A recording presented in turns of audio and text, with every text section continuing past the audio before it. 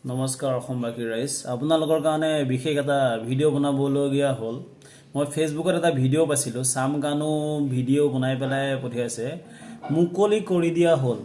সেইটো কাৰণে মই আপোনালোকৰ মাজত দুআষাৰ ক'বলৈ আহিছোঁ কি মুকলি কৰি দিয়া হ'ল সি জুবিন দাক নি পেলাই মাৰি পেলাই সি নাজানা ভাজ জুই আছে সি আহিবলৈ পৰা নাই অসমলৈ